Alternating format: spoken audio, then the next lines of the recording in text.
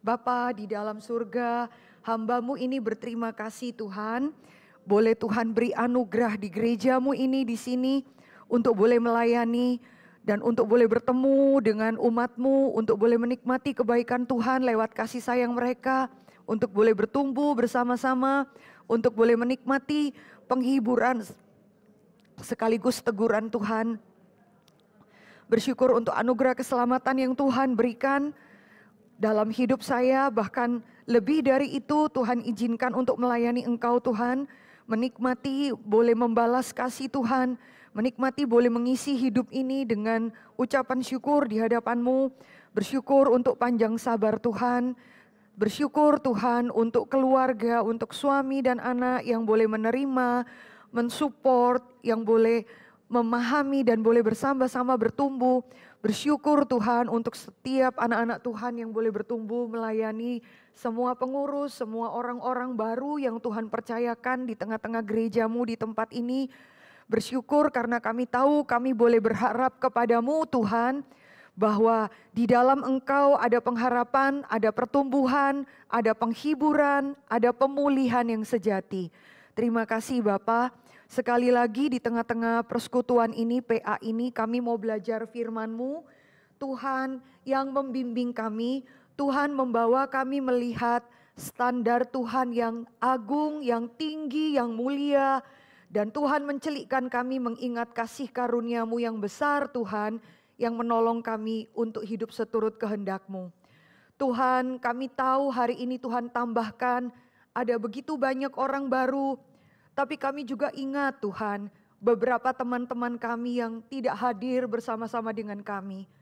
Kami mengingat mereka dalam doa kami tidak bisa sebutkan mereka satu demi satu.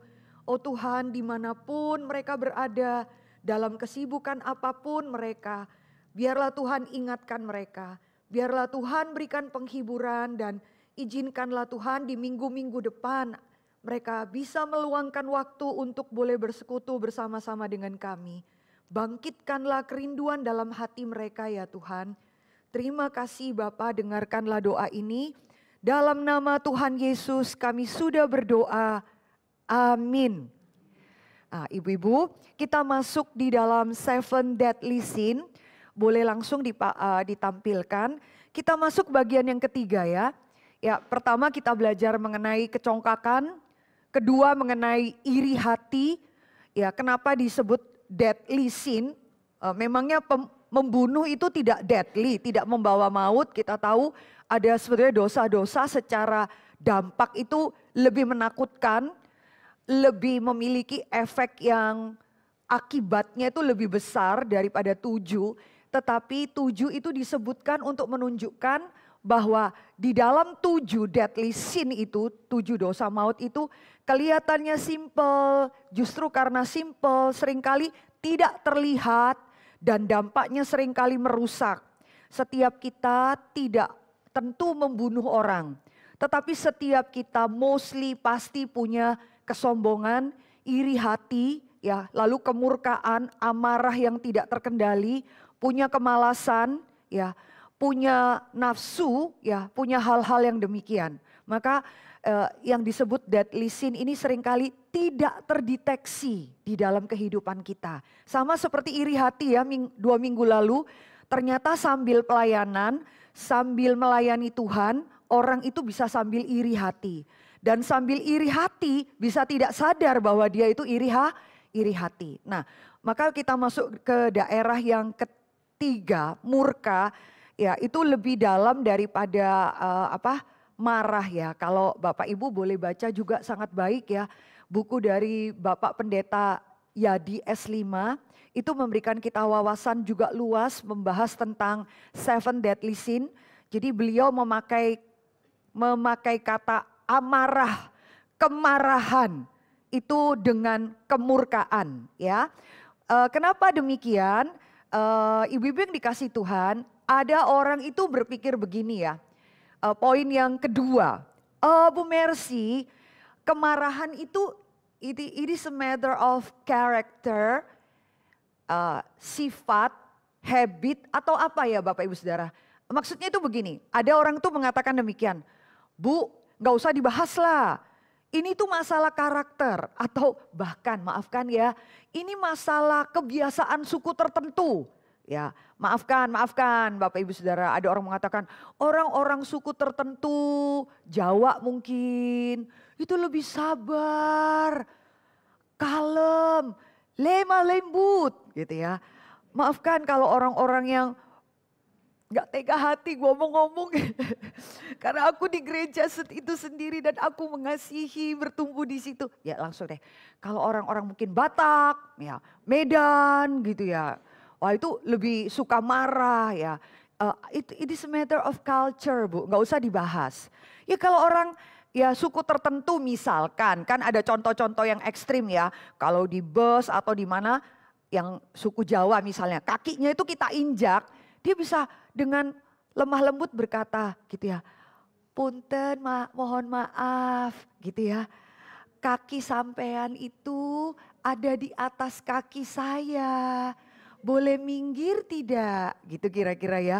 Baru kaget. Oh ya sorry Bu ya. Kita nginjek kaki orang panjang banget dengan muka senyum gitu ya. Tapi kalau mungkin ya suku tertentu saudara jangankan nginjak ya, senggol gitu langsung bilang, gimana ya caranya, aku gak bisa niruin ya. Ya gimana ya, ya belum tahu ya, aku colok matamu ya, kira-kira demikian ya. Atau gimana gak ngerti, pokoknya tahu tidak ya, bagaimana ya, gak bisa lah ya. Enyahkan kakimu dari atas kakiku ya, sesederhana itu.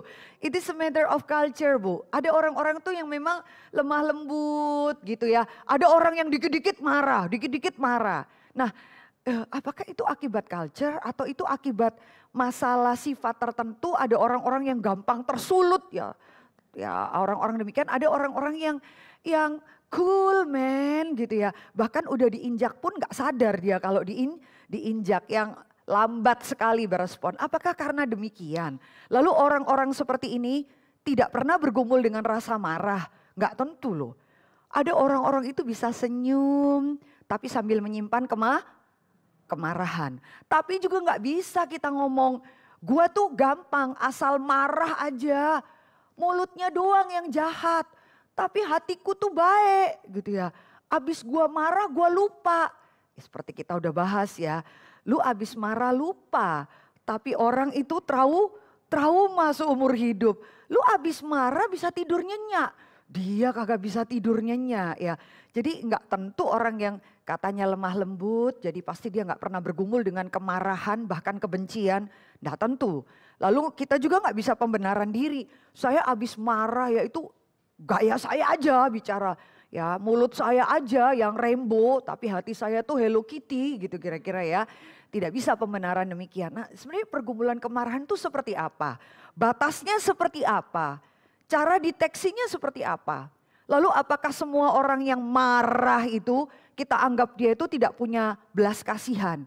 Ya kalau ada orang ke gereja reform pertama kali pernah tanya ke saya, itu gembala sidang, ya maksudnya pendeta Stephen Tong, ada kepahitan apa dalam hidupnya?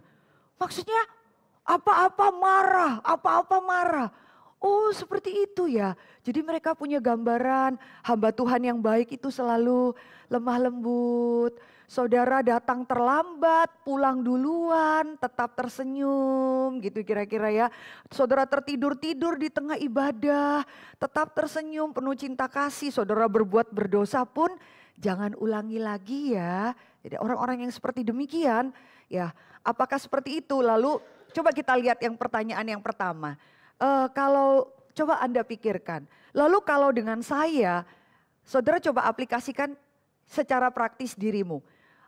Hal-hal apa sih yang paling gampang menyulut Anda itu untuk marah? Bolehkah ada respon? Hal-hal apa? Ada orang-orang itu di dalam hal keuangan, langsung marah sekali dia. Ada orang-orang itu di dalam hal apa ya? Kalau kamu senggol keluarganya, dia bakal marah sekali. Tapi masalah uang, orang ambil uangnya dan lain sebagainya, dia tidak terlalu marah. Ada orang sangat rentan harga diri, pujian ya. Dia kalau ditegur sedikit, langsung dia defense dan marah dia. Kamu kalau ditegur aja, kamu tahu dari mana saya itu seperti itu? Ya, kamu pun bukan orang yang terlalu baik. Jadi nggak bisa terima teguran, nggak bisa terima masukan. Tapi untuk hal-hal yang lain di gerejanya orang mencuri uang, orang jatuh dalam dosa seks, whatever, dia nggak terlalu marah. Dia nggak, ya roh memang penurut, tapi daging lemah. Bisa seperti itu. Coba saudara pikirkan, dari dirimu apa yang paling memicu kita gampang marah? Hal apa? Bolehkah? Ini suasananya sangat rohani di tengah-tengah gereja ya. Nggak kepikir mungkin saudara pikir, ayo cobalah. Mana ada sih orang yang nggak pernah marah? Coba. Boleh ada yang volunteer? Nah ini susah saya kalau udah mulai nanya gini, kenapa? Saat teduh semua. Saat seperti tidak disebutkan namanya ya, tidak disebutkan. Please, adakah ibu-ibu boleh ini? Iya, Ika. Ya, saya gampang sekali marah kalau merasa ditipu oleh orang.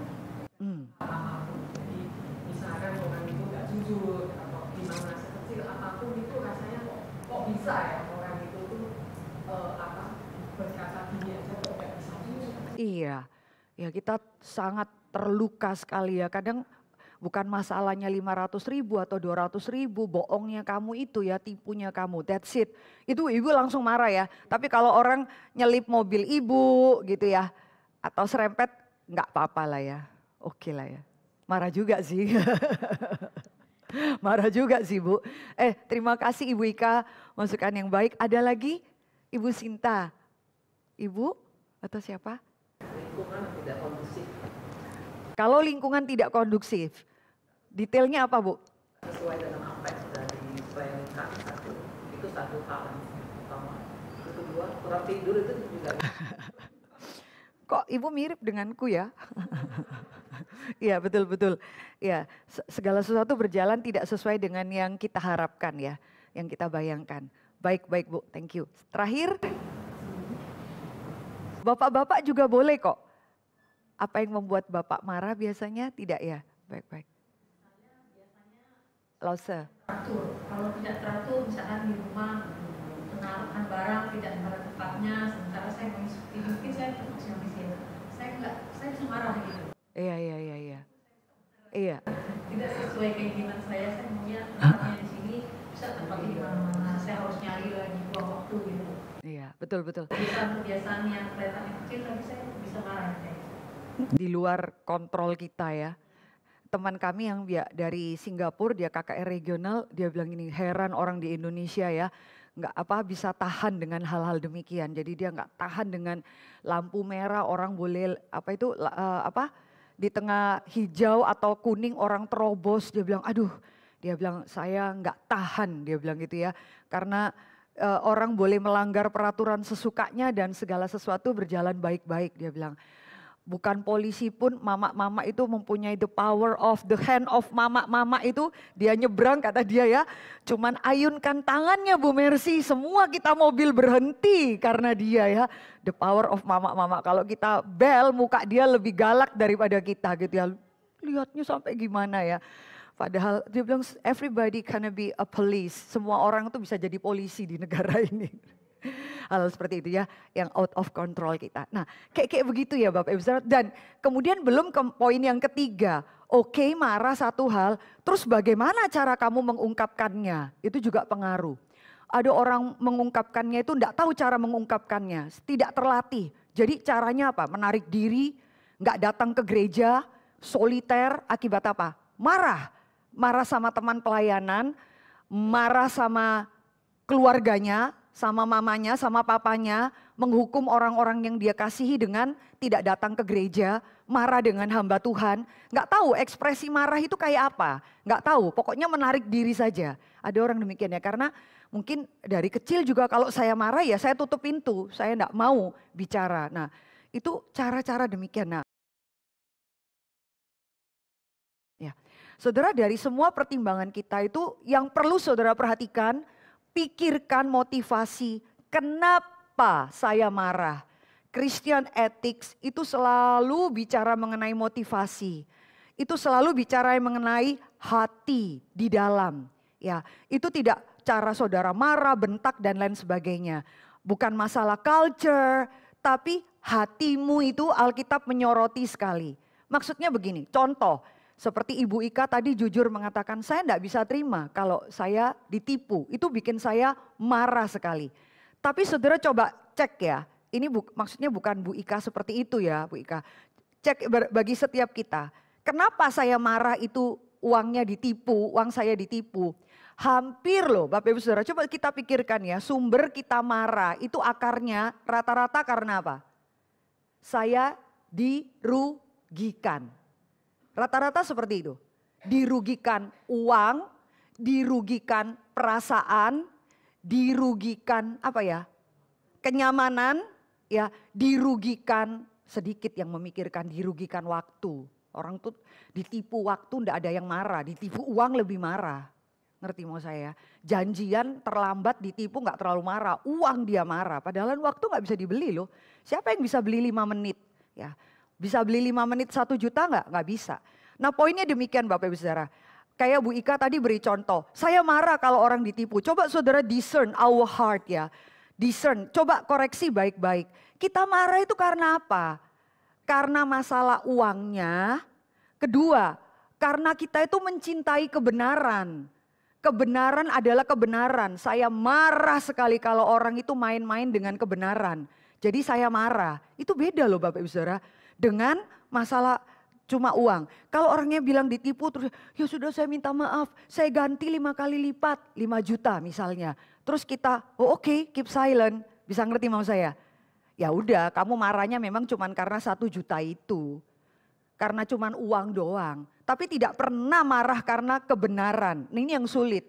Saya tidak mau loh kebenaran dipermainkan. Itu masalah hati. Ada orang, ya udah maaf, saya minta ganti rugi berkali lipat. Kalau udah dikasih ganti rugi, dia kemudian senang, ya udah dapat untung. Ada orang-orang demikian. Karena apa saudara marah? Coba itu cek baik-baik ya.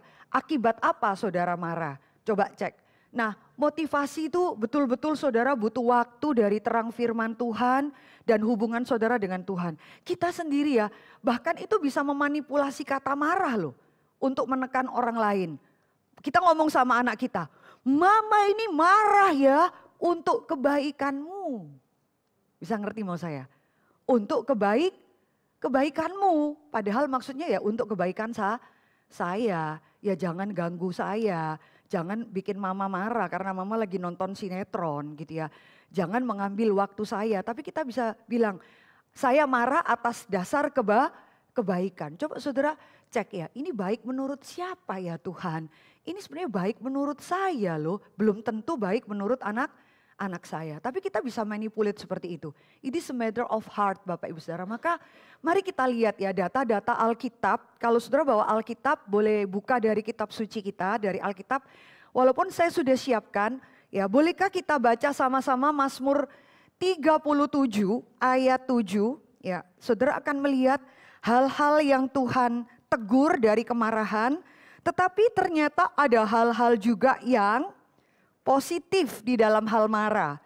Mazmur 37 ayat 7, 1, 2, 3. Berdiam dirilah di hadapan Tuhan dan nantikanlah Dia. Jangan marah karena orang yang berhasil dalam hidupnya. Karena orang yang melakukan tipu daya. Berdiam dirilah. Alkitab pernah bilang apa? Jadilah tenang supaya kamu bisa berdoa. Jadilah tenang. Seringkali kita tuh gak bisa berdoa. Coba saudara cek ya. Gak tertarik berdoa karena kita sendiri tuh gak bisa tenang. Gak ada pengendalian diri. Jadilah tenang, be calm. Supaya kamu bisa berdoa. Di dalam catatan lainnya. Tapi dalam bagian ini Alkitab tuh jelas katakan berdiam diri di hadapan Tuhan. Jangan marah kalau kamu melihat ada orang tuh yang sepertinya berhasil kaya, bahkan pakai cara-cara tipu daya, nggak usah nyinyir. Dia bilang orang itu kaya hasil korupsi misalnya, nggak usah nyinyir seperti itu. Belajar tidak menenangkan diri kita. Ayat 8, 1, 2, 3. Berhentilah marah dan tinggalkanlah panas hati itu. Jangan marah, itu hanya membawa kepada kejahatan. Kemarahan, panas hati, ya translate Indonesia, Itu juga dipakai di dalam bagian yang lain. Jangan panas hatimu. Ya, kenapa muram, kenapa panas hatimu? Berhentilah marah dan tinggalkanlah panas hati itu. Nah, coba Bapak Ibu lihat bagian yang lain ya. Mohon dengan hormat semua bapak-bapak yang baca untuk kita, ya Amsal saja dan Yakobus, semua yang belum menikah yang baca. Silahkan bapak-bapak, 1, 2, 3, Amsal. Bapak-bapak semua, 1, 2, 3. Iya, bersama-sama bapak-bapak, 1, 2, 3, Amsal 4, oh enggak kelihatan ya, saudara boleh buka Alkitabnya. Ada 5 bapak-bapak dalam ruangan ini. Semua bapak-bapak, 1, 2, 3, Amsal. Tapi siapa cepat marah membesarkan kebodohan. Iya, orang itu sabar, besar sekali bijaksananya, pengertiannya. Tetapi siapa yang cepat marah membesarkan kebodohan. Kadang-kadang kan kita pernah masa anak-anak itu kecil, kita marah. Saya sendiri ingat ya, anak saya itu di tempat tidur dia pegang jarum, peniti ya. Saya langsung marah. Mama bilang jangan pegang-pegang peniti dan lain sebagainya. Dia masih TK ya. Terus dia bilang, aku temukan ini di bawah bantal. Kaget saya. Ya ampun, itu kan semalam saya lepas peniti dari baju, lupa taruhin ke tempatnya semula. Kita udah marah sama anak kita. Banyak kali kemarahan kita pernahkah Bapak Ibu? Habis ngomong kita nyesel sekali. Kenapa keluarkan kata-kata sia-sia kepada anak-anak kita? Kenapa keluarkan kata-kata yang kita sesali? Maka Alkitab bilang ya, orang cepat marah itu makin kelihatan betapa bodohnya dia. Ya itu saudara akan melihat bagian ini. Bolehkah yang belum menikah baca untuk ayat bagian perjanjian baru? 1, 2, 3. Ayatnya dong Bapak Ibu, jangan diterabas saja. 1, 2, 3, Yakobus. Hai. Setiap orang tidaklah cepat untuk mendengar, tetapi lambat untuk berkata-kata, dan juga lambat untuk marah. Iya. Malam sebab amarah manusia tidak mengerjakan kebenaran di hadapan Allah. Menarik ya, Tuhan kasih 2 telinga dan 1 mulut. Hendaklah kita apa Bapak Ibu Saudara, lambat berkata-kata. Tetapi 2 telinga, Tuhan kasih kita tuh 2 telinga supaya kita terima juga 2 sumber ya. Baik itu pujian, baik itu teguran. 2 telinga ini jangan cuma mau terima pujian semua.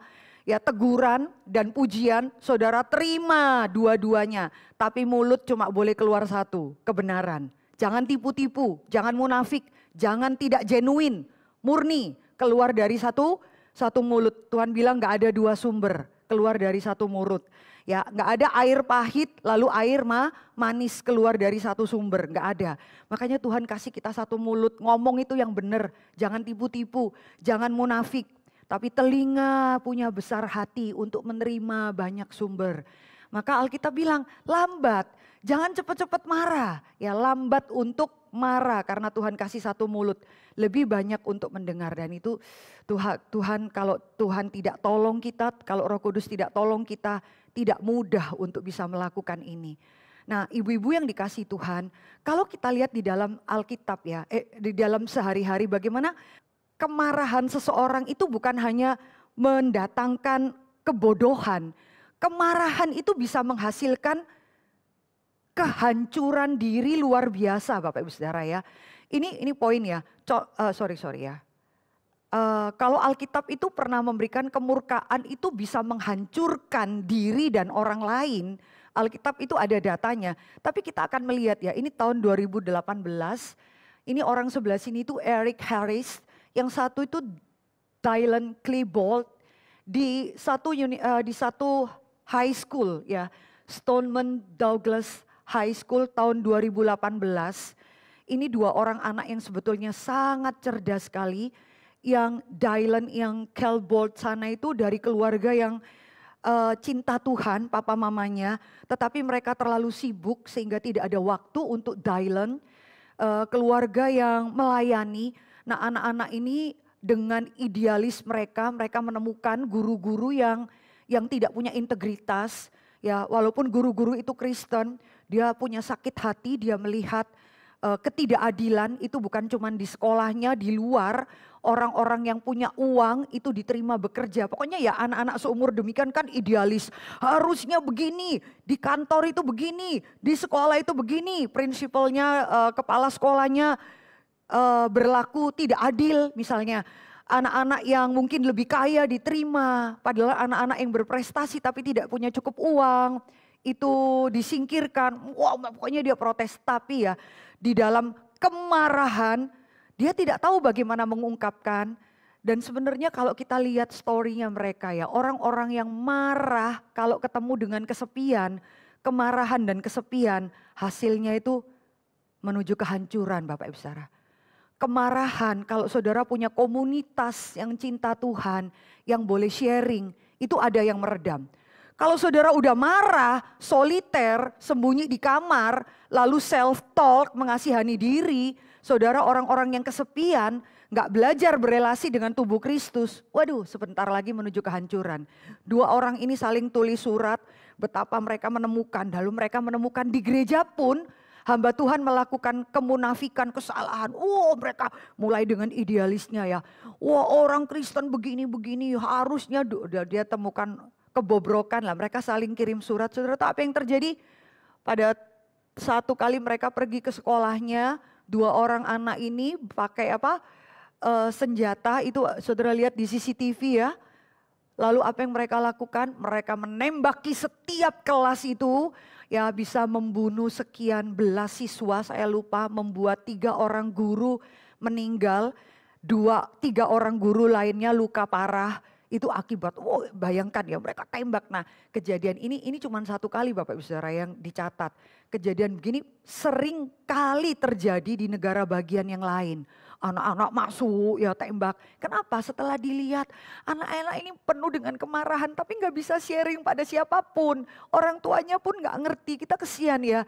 Mereka orang-orang yang lonely, kesepian. Akhirnya mereka menunjukkan, kalau gitu saya buktikan saya mampu. Nah itu saudara Dylan itu yang sebelah sana pakai kaos hitam. Saudara bisa lihat apa yang ada dalam tulisan kaosnya. Sorry ya. Aduh. Yang merah itu dia tulisnya apa? W-R-A-T-H. What? Apa? Murka. Dia tulis di situ ya. Anak-anak yang sedang mengalami kemarahan. Dia sengaja pakai kaos itu ya, yang baju hitam di sana ya. Ya, itu terus ini yang satu tulisan wrath in action ya, in fiction in action. Jadi orang-orang ini pamer betapa marahnya mereka. Kasihan ya. Anak-anak ini akhirnya apa yang mereka lakukan? Setelah tembak semua orang, mereka kemudian menembak dirinya sendiri. Kemarahan itu tidak sepele loh Bapak Ibu Saudara. Ya kemarahan itu bisa menghancurkan orang lain, kemudian menghancurkan diri kita sendiri. Jangan terbiasa pelihara kemarahan Bapak Ibu Saudara. Saudara mungkin harus berdoa, minta orang lain, temanmu, teman KTB atau siapa yang bertumbuh bersama, tolong doakan saya ya. Supaya Tuhan itu melembutkan hati saya. Supaya saya tidak hidup dalam kemarahan. Kemarahan satu langkah lagi jadi kebencian. Satu langkah lagi jadi kepahitan. Satu langkah terakhir jadi apa? Pembunuhan. Saudara nggak tentu bunuh dia secara fisik. Tapi saudara bisa bunuh dari hati. Gua harap lu sakit cepat mati misalnya. Gua harap lu menderita, bener-bener kagak ada yang bisa nolong lu. Bisa kayak gitu saudara. Pembunuhan tinggal satu langkah lagi. Nah sekarang kita lihat Alkitab itu jujur loh. Bahwa kemurkaan ya, kita pakai istilah kemurkaan untuk menunjukkan kemarahan yang tidak sesuai dengan isi hati Tuhan. Karena Tuhan pun bisa marah Bapak Ibu Saudara.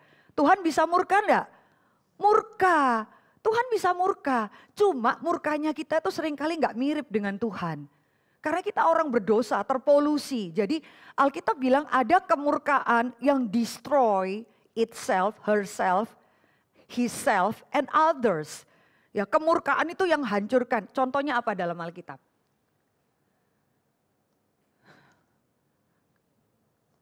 Kemurkaan seperti apa yang menghancurkan diri dan orang lain?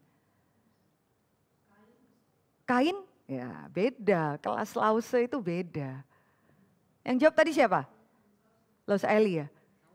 Kenapa? Kenapa? Ya Saul ya, yang kita sudah bahas ya, dari marah denger lagu. Marah langsung pergi ke iri langsung tombak. Marah itu bisa bunuh orang Bapak Ibu Saudara. Kain, kenapa? Karena Tuhan bilang, Kain, kenapa mukamu muram dan hatimu panas? Coba cari sih di Kejadian pasal 4. Tuhan pakai istilah itu, kok kamu bisa panas hati begitu Kain? Dan Tuhan ingatkan, kita bersyukur ya di dalam Tuhan, pada waktu kita melakukan dosa, Tuhan pasti kasih peringatan. Nggak mungkin enggak. Nggak mungkin, oh aku akhirnya jatuh dalam dosa ini. Enggak, pasti Tuhan sudah kasih peringatan ya. Cuma kita yang bebal aja. Di dalam pasal 4 ayat berapa? Ayat 5. Iya, silahkan Lause Eli boleh baca pasal 4 ayat 5. Tapi Kain dan korban persembahannya tidak diindahkannya. Lalu hati Kain menjadi sangat panas dan mukanya muram. Ayat 6 bersama-sama. Firman Tuhan kepada Kain, mengapa hatimu panas dan mukamu muram? Menarik ya, hati panas bergejolak bisa ditampak dari muka yang muram. Saya bingung loh kalau orang itu lagi marah ya, tapi bisa senyum itu luar biasa ya. Itu bagaimana ya mengatur ini sama ini ya. Ya tapi ya saya sering kali ya gitu ya, kayak kelainan jiwa gitu ya. Suami saya tak bilang, kamu marah ya? Marah? Enggak. Siapa bilang aku marah? Tapi mukanya julid, menaruk. Biasa aja itu, gimana ya mengaturnya? Itu cuma kepala ahli drama aja yang bisa kayak gitu ya. Kamu bilang aku marah? Tentu tidak. Sambil melotot gitu ya kira-kira ya. Gitu. Kok bisa kayak demikian ya? Maka Tuhan langsung tegur, mukamu itu muram, keluar dari hatimu yang panas. Ada yang demikian, ada yang akhirnya dia gak mau denger. Selangkah lagi jadi benci, akhirnya bunuh. Tuhan udah ingetin. Jangan biasa-biasa simpen marah Bapak Ibu Saudara. Orang kalau marah itu langsung tebar kepahitan pada orang lain. Ya kadang-kadang kita tanya, kamu marah apa sama saya? Ya itu kecelakanya. Orang itu belum tentu mau kasih tahu marahnya. Tapi pada orang lain bisa cerita betapa marahnya pada kita atau pada orang lain. Alkitab katakan demikian, hati-hati itu bisa menghancurkan, celakanya bukan cuma kamu tapi orang lain. Kedua, ada kemurkaan, ya tadi Ibu Gesi bilang kayak Saul ya minggu lalu itu ya. Alkitab bilang dia panas hati marah gara-gara dengar perempuan-perempuan yang nyanyi memuji Daud. Langsung jadi iri, jadi benci, langsung ambil tombak. Marah itu tidak remeh loh Bapak Ibu Saudara. Ya, ketiga, ada marah itu dalam ketidaktaatan. Siapa contoh di dalam Alkitab? Sampai Tuhan ingatkan, kamu layak enggak sih panas hati kayak gitu? Iya, that's it.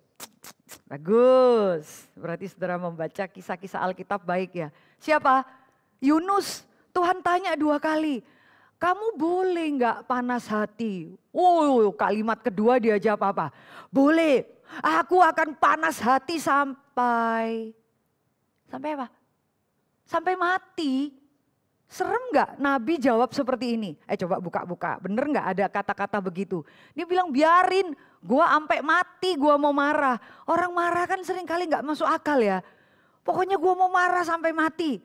Ya tapi takut mati juga sih ya kira-kira ya. Coba Yunus pasal berapa, bisa ada yang bantu di sini? Pasal berapa? Kata-katanya di mana ya?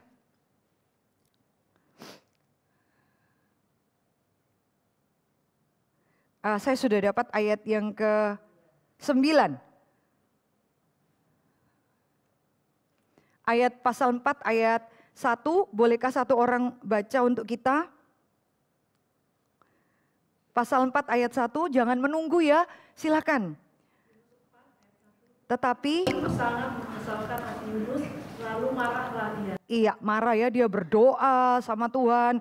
Wah, kenapa Tuhan? Aku tuh makanya lari ke Tarsis karena aku tahu Engkau itu belas kasihan. Dia marah kan? Ayat 4. Minta tolong Monda baca untuk kita. Pasal 4 ayat 4, Monda yang baca untuk kita. ya Tuhan nanya ya, kamu tuh boleh nggak, layak nggak kamu marah? Ya kira-kira demikian ya. Lalu Yunus ditanya begitu masih belum kelihatan sekali marahnya ya. Tapi ayat yang ke-9, silahkan Monda baca untuk kita.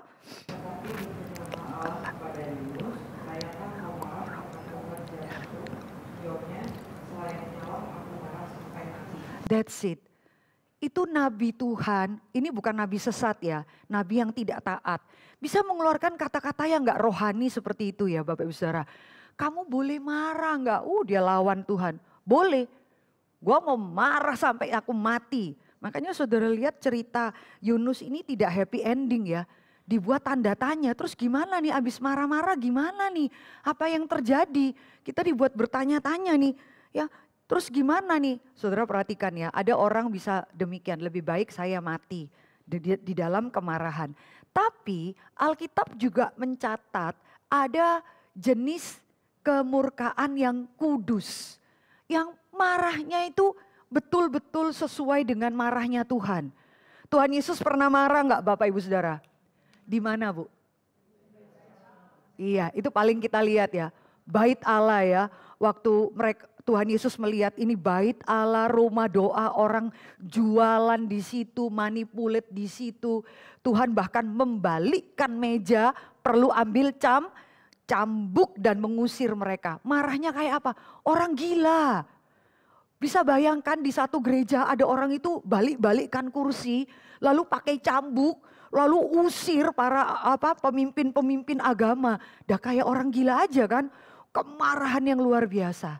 Tapi Tuhan yang marah kayak gitu, anak-anak kecil itu boleh datang deket-deket pada dia. Tuhan marah sampai Tuhan kalau marah itu katakan, celakalah kamu, celakalah kamu. Tuhan marah bilang apa?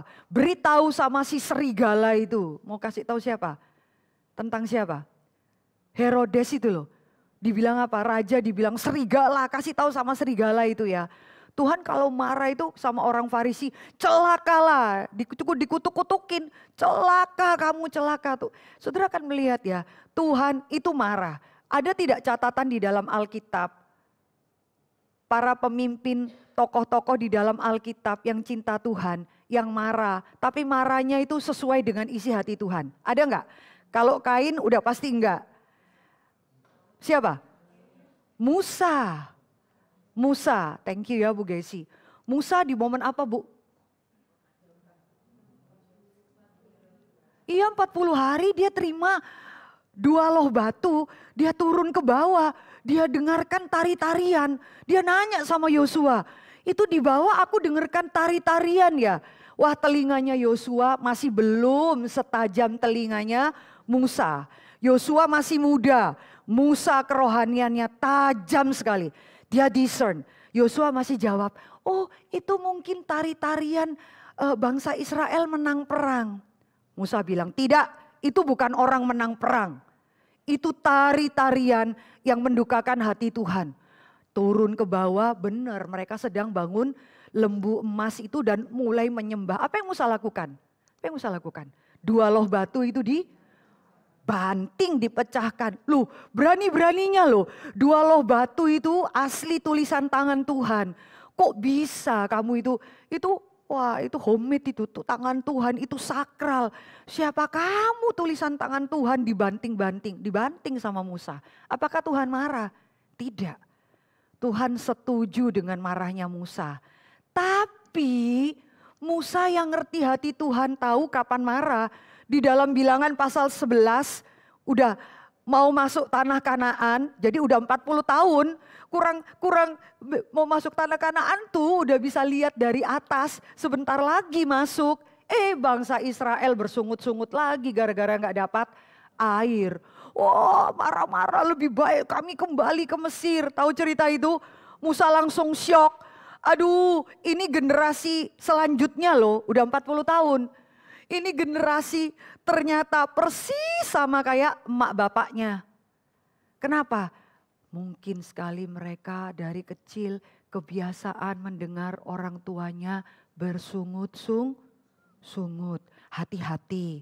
Saya sering bilang sama ibu-ibu ya, Saudara, kalau bicarakan pekerjaan Tuhan, marah sama sesama pelayanan, whatever yang terjadi dalam pelayanan dan gerejamu, jangan bicarakan pada waktu anak-anakmu ada di mobil, pada waktu mereka masih terlalu muda, mereka nggak ngerti konteksnya, mereka bisa sakit hati sama gereja, mereka bisa menghina gereja, mereka bisa bilang idealnya mereka, remaja-remaja kan masih ideal. Sama aja gereja, hati-hati. Kenapa? Iman itu timbul dari pendengaran. Ya jangan main-main, iman timbul dari pendengaran. Kalau kamu biasa dengarkan kata-kata persungutan, hoax, kalau orang tuh biasa dengarkan hal-hal yang buruk, sampah, maafkan ya, imannya ya sampah.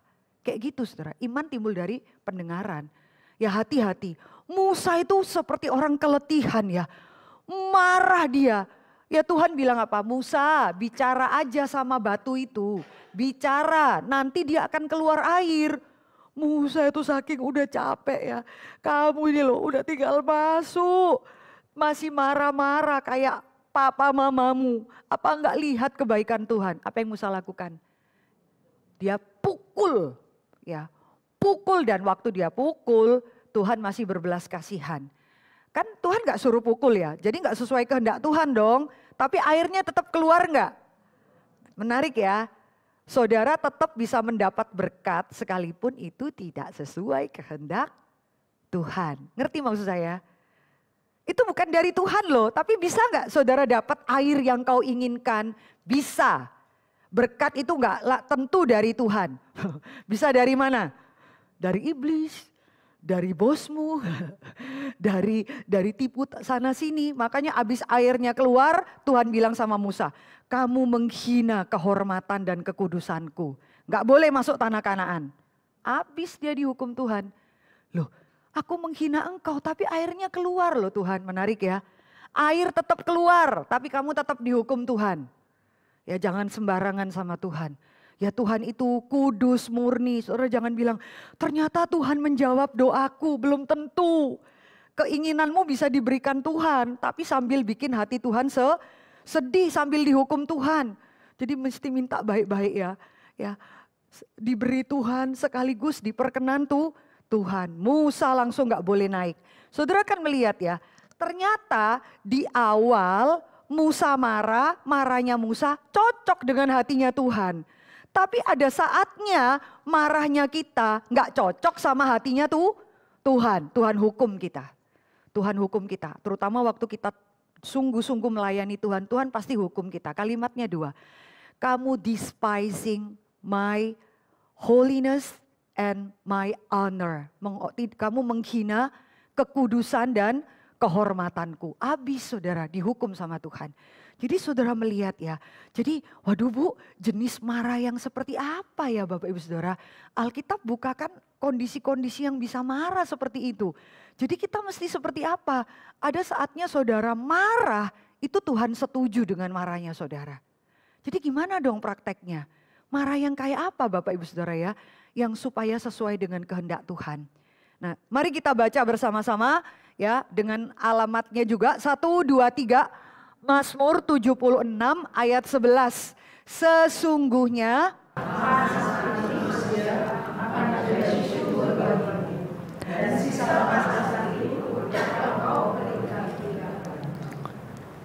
bagus ya. Ternyata ada jenis kemarahan manusia yang Tuhan katakan itu menjadi ucapan syukur loh di hadapan Tuhan. Itu menyenangkan Tuhan.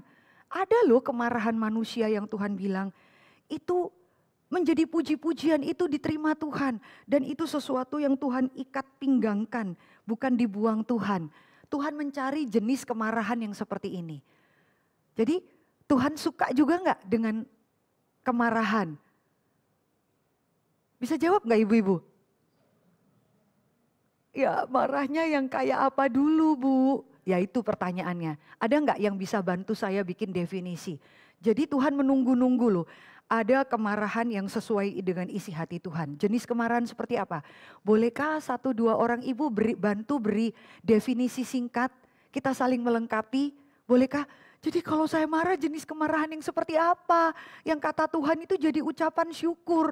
Hatimu panas bergejolak, itu ucapan syukur buat Tuhan. Jenis kemarahan yang kayak apa ya Tuhan? Misalnya kalau ada firman Tuhan yang disampaikan dengan salah. Baik. Saudara lihat ya. Ada, bisa nih dengarkan kata-kata Ibu Iya, dengarkan ya. Ada orang yang sengaja menyampaikan kebenaran dengan salah. Saudara harus marah untuk hal itu. Lebih marah daripada mungkin kita kehilangan 500.000 atau 1 juta. Dia pakai mimbar, dia pakai otoritas Allah untuk memberikan penipuan. Kita harus marah. Hamba-hamba Tuhan seperti ini. Orang itu benci dengan Pak Tong. Memang beliau itu pakai istilah hamba Tuhan rampok uang jemaat. Kita bersyukur loh ada satu sejarah itu Tuhan bangkitkan orang seperti beliau. Ya di tengah-tengah zaman. Karena Billy Graham melayani dengan keunikannya. John Sung melayani dengan keunikannya. Tapi kita bersyukur ada pendeta Stephen Tong ya melayani dengan keunikannya. Kemarahannya itu sesuatu yang kita bisa bilang itu, wah kalau Tuhan dihina, Tuhan tidak dapat porsi tertinggi dia marah. Saya bilang pada yang KKR regional kan ada orang selalu bilang begini ya, Bu Mercy ya di tim kita, Ibu itu kalau khotbah janganlah sering marah-marah. Atau begini ya, maafkan ya, pengurus itu bilang gini, kamu yang ngomong sama Bu Mercy, kamulah, aku takut. Ya, kamu yang ngomong, soalnya nanti ibu marah. Saya itu agak tertohok saudara ya. Atau ibu kita bilang aja sama bapak gitu ya. Jadi saudara itu, atau kalau saudara ada guru pernah bilang, duduk lo ya, nanti kalau enggak ini om tante kasih tahu Bu Mercy ya. Jadi saya ini kau perlakukan kayak jepretan tikus itu loh. Nakutin anak-anak gitu ya. Kamu selalu tampak baik di muridmu, giliran, duduk ya Mansu, nanti kalau enggak duduk panggilkan Bu Mercy loh. Jadi saya ini selalu tampak di depan anak-anak. Gitu ya kira-kira ya. Atau kalimat-kalimat, nanti ibu marah. Waduh, sekian tahun engkau bersama-sama dengan aku, kau hanya ingat aku pemarah. Padahal aku ini baik hati dan tidak sombong, rajin menabung, dan tidak suka cuci piring. Gitu. Kok kamu ingatnya begitu gitu ya kira-kira. Tapi saudara baik lagi ke poin yang tadi. Ada jenis kemarahan yang saudara harus katakan ya. Bahkan di dalam KKR regional saudara saya memang mesti koreksi ya. Kalau saya khotbah tapi waktu anak-anak itu kemudian ganggu temannya. Atau saya bisa cek dia ini udah sampai 3-4 kali ke toilet. Atau bahkan mungkin dia tidur-tiduran, atau bahkan mungkin dia main HP. Di situ marah saya itu bisa tidak terkontrol. Saya selalu bilang sama mereka, kalau kamu hina saya, bahkan ekstrim, nanti keluar kebaktian, kamu tersinggung sama Bu Mercy, bahkan kamu ludahin Bu Mercy. Saya cuman sedih, tapi saya tidak akan marah. Tapi kalau kamu sembarangan pada Tuhan waktu ibadah, saya marah sama kamu. Saya mau mereka melihat wajah saya. Mereka harus melihat kita hamba Tuhan marah itu bukan karena mereka itu mengganggu kita. Tidak pay attention sama kita. Tapi kita akan sangat marah kalau mereka main-main dengan Tuhan. Karena Lause persiapan dengan sungguh-sungguh. Lause saya bercerita dengan segenap hati sungguh-sungguh.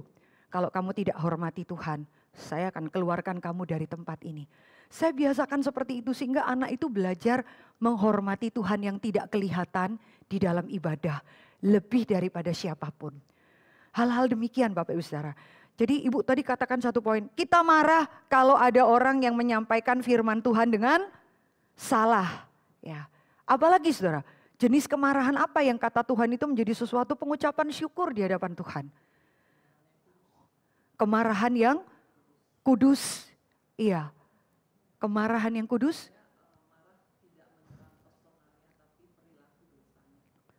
Baik, kemarahan yang kudus itu ada cinta kasih. Kita kalau lihat Allah itu kudus ya, kita takut dekat sekaligus rindu datang. Kayak Yesaya itu loh. Celakalah aku karena aku orang yang najis bibir, tinggal di tengah-tengah bangsa yang najis, celaka. Terus dia bilang apa? Inilah aku Tuhan, utuslah aku. Sambil merasa tidak layak, sambil rindu dipakai itu Tuhan. Ya, jadi ada satu jenis kemarahan, ya ini yang butuh bijaksana ya. Saudara kalau udah marah sama seseorang, enggak boleh bawa-bawa Anda ya. Kadang-kadang saya kalau udah marah sama seseorang, ya di rumah saya tidak bijaksana. Marah itu bukan nyerang anak itu malas, yang diserang malasnya supaya dia rajin. Tapi kadang-kadang kita memberikan apa? Label kepada dia ya. Label. Yang kita serang apa? Pribadinya. Yang kita serang itu pribadinya. Dasar ya kita beri julukan-julukan tertentu. Ya pemalas, gak bisa berubah. Dari dulu sampai sekarang gak berubah. Udah kayak ngalang-ngalain Tuhan Yesus aja dia. Ya, saudara memberikan julukan, labeling terhadap seseorang. Sehingga kemarahan itu tidak menghasilkan damai sejahtera atau perubahan bagi orang lain. Justru menghasilkan tawar hati, bahkan kebencian. Tidak merubahkan orang. Hal-hal demikian. Jadi ada panas hati manusia itu yang menjadi puji-pujian di hadapan Tuhan. Terakhir, jenis kemarahan yang seperti apa saudara? Yang berkenan di hadapan Tuhan. Jenis kemarahan seperti apa?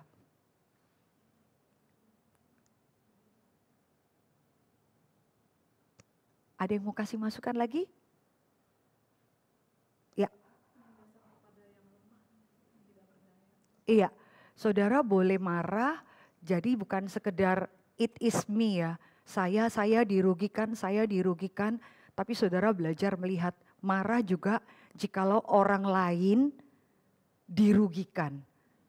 Ya, justru makin kita bertumbuh dalam Tuhan, kadang-kadang orang gini, nggak ada urusan dengan saya, ya, dia bukan keluarga kita, ya, kita jadi orang egois. Udahlah, setiap orang punya pergumulannya sendiri-sendiri. Kita jadi orang yang selfish, kita lihat orang lain diperlakukan tidak adil di kantor kita. Selama saya deket sama bos saya, everything's gonna be okay, ya. Pokoknya saya baik sama dia nggak baik sama orang lain. Kita tidak ada compassion. Kita tidak ada ketulusan, ya itu satu jenis hal yang Tuhan bilang selfish lah. Selama kamu baik, kita nggak punya nilai apa? Kebenaran, kemurnian, keadilan, nggak ada. Orang-orang yang apa? Pragmatis. Maka Bapak Ibu ya, di dalam kemarahan ini juga kita bisa berdosa. Dan hati-hati Tuhan bisa berikan penghukuman yang sangat menakutkan di dalam kemarahan kita. Di dalam kemarahan bahkan kita bisa membunuh karakter orang lain. Ya, saya maafkan Bapak Ibu Saudara, saya punya seorang dosen itu ya selama masa perkuliahan itu beliau terus memarahi kami dengan apa itu ya kalau kita tuh sharing tuh sampai kita mau mengatakannya pun tidak sampai hati ya. Kata-kata yang bagaimana ya, yang ya misal, ya gak usah diomongin aja ya kira-kira. GOBLOK, otak telo, ya. Ya. Keledai dungu, whatever gitu ya. Sampai kita boleh melihat loh, kemarahan jenis itu destroy others. Sampai selesai jadi hamba Tuhan pun itu ada saatnya kami kalau sharing beberapa orang di zaman itu. Bisa takut berkhotbah, takut melayani, lebih banyak menangis, lebih banyak ada masa-masanya ya. Sampai Tuhan itu membalut kami ya. Jadi tidak usah diperpanjang, tapi kita lihat oh iya ya kata-kata seperti itu bisa merusak kepribadian orang ya. Ya saudara, kebohongan itu kata Hegel, kalau saudara katakan itu 50 kali, kebohongan itu bisa jadi kebenaran. Bisa ngerti mau saya? Goblok lu, ngomong aja 50 kali kepada seseorang. Itu kan kebohongan ya, itu ketidakbenaran. Didengar dia 50 kali, itu jadi kebenaran. Ya. Jadi saudara, kendalikan dirimu di dalam marah, jangan seperti Rachel ya. Beri aku anak, kalau kamu tidak bisa beri aku anak, aku lebih baik mati. Ya udah. Akhirnya Tuhan kasih anak, dan kemudian mati. Hati-hati dengan kata-kata kita, kemarahan-kemarahan kita. Tahu Rachel kan? Bukan Rachel keponakan kita ya, bukan ya. Rahel di dalam Alkitab ya. Kalau sampai nggak bisa bikin gua hamil, gua mati aja. Yakub lihat istrinya, apakah aku yang bisa bikin kamu tidak hamil? Kan dia bingung jadi laki-laki ya. Karena dia cuma nyenggol cicinya itu sekali-kali ya, si Lea itu hamil mulu Leanya. Terus apa saya yang bikin kamu nggak bisa hamil? Bingung kan dia.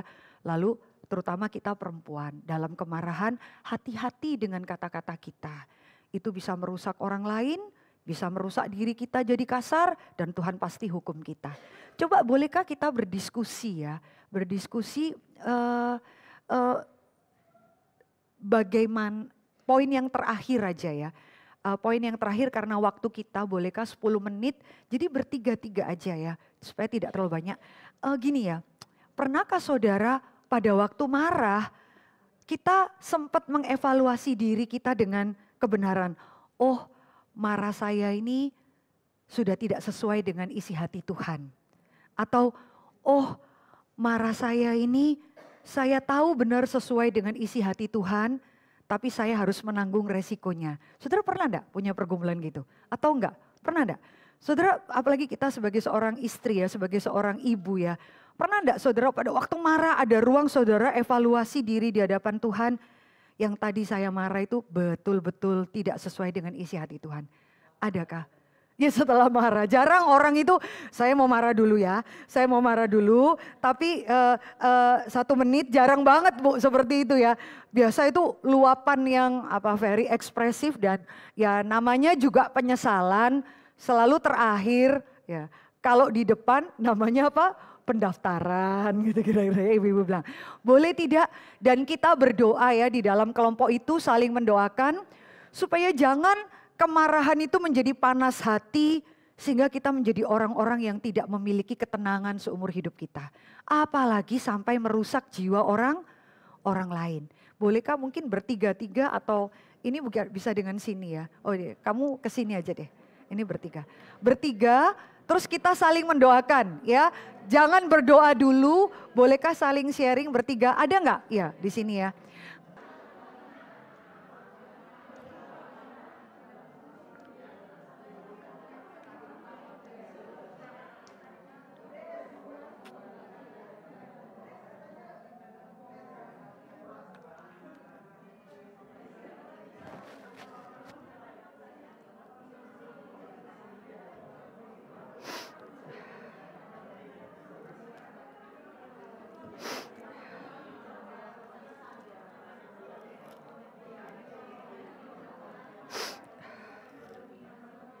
A few minutes later.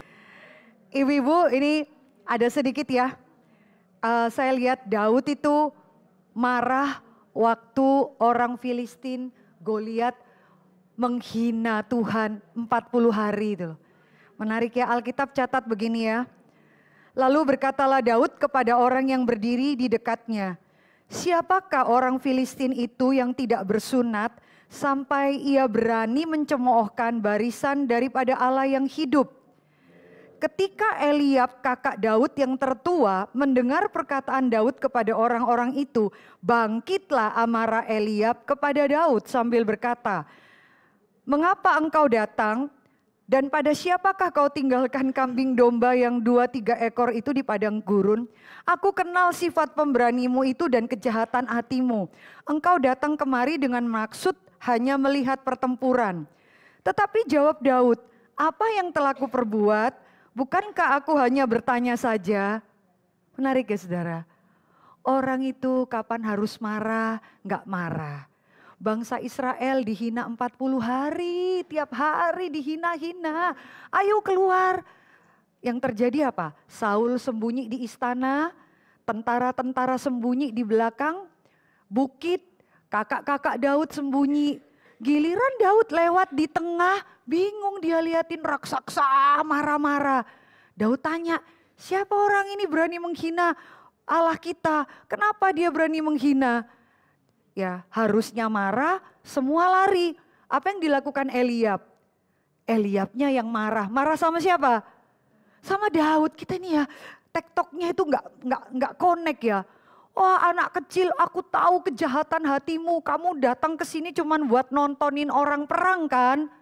Loh, Daud bilang, loh aku salah apa? Aku kan cuman bertanya. Saudara lihat ya, harusnya marah pada waktu orang menghina Tuhan Allah, jadinya sembunyi. Giliran Daud marah, orang lain marah sama dia. Jadi saudara kalau marah karena kebenaran, itu pasti ada resiko, gak mungkin dipuji. Orang akan bilang, kamu sok baik lu, sok ideal lu, sombonglah di Reform itu merasa paling bener aja. Udah gak usah ngomong kebenaran lah, pasti ada begitu Bapak Ibu Saudara, itu satu paket. Makanya kalau kita mau marah itu banyak-banyak berdoa lebih dulu. Nah itu terlalu rohani kata Apri gitu ya.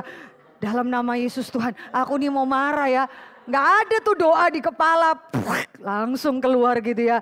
Bu, rohani kali mau marah aja pakai berdoa. Bener loh, Tuhan tolong ya. Supaya kadang marah anak, marah siapa itu akhirnya gak berubah apa-apa sama dia. Jadi makin keras hati ya. Tapi saudara akan melihat terus mau tahu kapan Saul marah. Tadi Ibu Gesi sudah bilang ya. Dan para perempuan itu berkata, Saul mengalahkan beribu-ribu musuh tetapi Daud berlaksa-laksa. Lalu bangkitlah amarah Saul dengan sangat hebat karena perkataan itu menyebalkan hatinya. Bisa lihat ya, marah karena orang memuji orang lain. Seringkali kita memboroskan hal-hal demikian ya. Dan kita sambil marah, sambil berdosa. Terakhir ya, ingat, kita ini kan semua orang yang harusnya ketimpa marahnya Allah kan, murkanya Allah kan. Tapi kan Tuhan pasang badan untuk kita. Tuhan yang menahan murka Allah Bapa dan berkata ampunilah mereka karena mereka tidak tahu apa yang mereka perbuat. Maka anak Allah yang dihancurkan, diremukkan. Supaya apa? Supaya kita mendapat pengampunan, bukan murka, bukan kemarahan, bukan penghakiman. Apakah itu belum cukup bagi kita? Ya, biarlah Tuhan beri kita bijaksana ya. Kapan marah sehingga orang menghormati Tuhan. Ya, kita tidak marah hal-hal yang receh, tersinggung, saya jengkel diri, rugi ini, rugi itu. Kita marah betul-betul Tuhan dipermuliakan. Kita sekali lagi tundukkan kepala, mari kita masuk di dalam doa. Minta tolong Ibu Ketua PA Wanita, Bu Desi, tutup kita dalam doa ya. Mari kita berdoa. Ya Tuhan Allah Bapa di dalam surga, ya Tuhan, sungguh kami bersyukur ya Tuhan. Kalau pada siang hari ini kami boleh diberkati oleh kebenaran firman-Mu yang boleh menegur kami, mengingatkan kami bagaimana kami di saat kami menghadapi kemarahan, hari lepas hari yang mungkin tak lepas dari kehidupan kami. Ya Tuhan, kami tapi biarlah dengan kebenaran firman Tuhan hari ini boleh membentuk kami ya Tuhan. Untuk kami bagaimana kami menghadapi ketika kami mengalami kemarahan. Tolonglah ya Tuhan, perbaharuilah terus hati dan pikiran kami. Agar supaya kami selalu di dalam bertindak, kami selalu diingatkan oleh Tuhan melalui firman-Mu yang selalu menjadi terang di dalam hidup kami. Terima kasih ya Tuhan, mampukanlah kami menjadi orang tua yang takut akan Tuhan. Ya Tuhan. Orang tua yang mampu untuk mendidik anak-anak kami dengan cinta kasih yang daripada-Mu. Begitu pula kami boleh belajar mengasihi sesama kami, terlebih mengasihi Tuhan yang telah mengasihi kami terlebih dahulu. Terima kasih ya Tuhan untuk PA Wanita pada hari ini. Berkati terus Ibu Mercy yang boleh Tuhan pakai terus untuk menjadi alat di tangan Tuhan yang boleh membentangkan kebenaran firman-Mu, yang boleh memberkati setiap umat-Mu yang mendengarkannya. Terima kasih ya Tuhan, terpuji-puji nama-Mu ya Tuhan di dalam kehidupan kami. Kami bersyukur dan berdoa di dalam nama Tuhan Yesus Kristus, Tuhan dan Juru Selamat kami yang hidup kami berdoa. Amin. Amin.